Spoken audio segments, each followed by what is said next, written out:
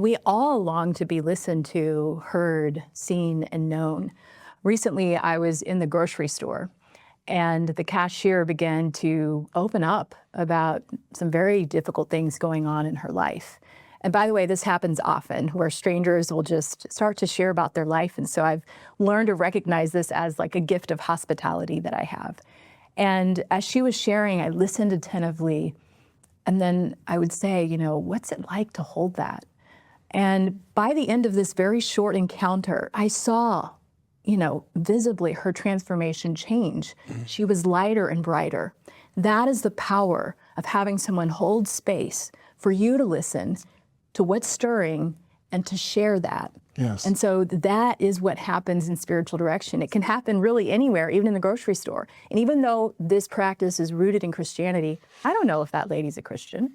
Right. But you know what? Her life was transformed because she was heard. It's sacred ground, I like to say. Yes. Where, two people are together listening, and for the Spirit to be present there too, God with us. Like, what is God saying? How is God active in my life? This practice points to the character of who Jesus is. If you read the Gospels, Jesus often asked questions of people.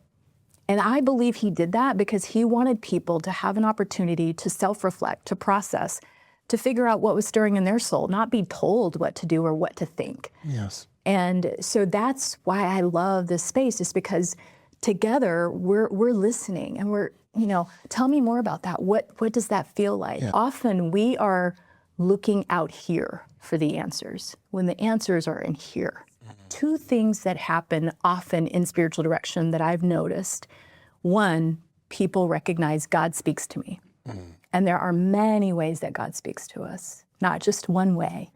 And then they recognize God was actually present with me. He was there all along, just like he was with those followers who were on that walk.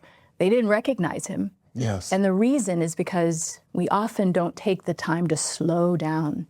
And the slowing down opens door for awareness of what is happening in my life. Are you like a great mechanic? They can hear the car coming into the garage and they already know it's wrong.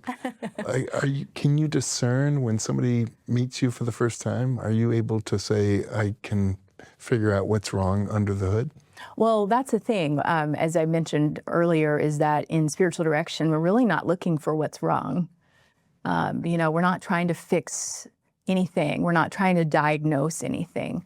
That's the job of a therapist or a psychologist, and I'm neither of those. But I can hear the ache in a person's heart who is saying, I'm struggling. I know what that's like. I lived there for a very long time, and I didn't have the answers even though I had a relationship with God. That's why it's important to be in the presence of someone who's trained to do this. It's a companionship.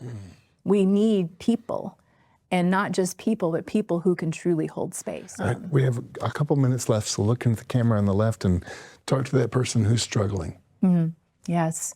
Well, I am so appreciative that you're here and that you took the time to listen in. And what I want you to know is that your life matters, and what you care about, God cares about. So even if you are seeking or searching or you're not sure about God, that's okay. I hope that you would be open to finding a place that feels safe for you to share, because you deserve to be listened to. Your story deserves a place, a home to be held, and your story matters. And so I just want to encourage you to keep going and trust that there's meaning for you in this life. Outstanding. Thank you so much for sharing your heart and your wisdom. We're going to end with her website, which is LaSaundra.com, the great LaSaundra Gitz. And thanks for coming on the show. Thank you for having me. I'm so glad to be here. That's it for now. We'll see you next time.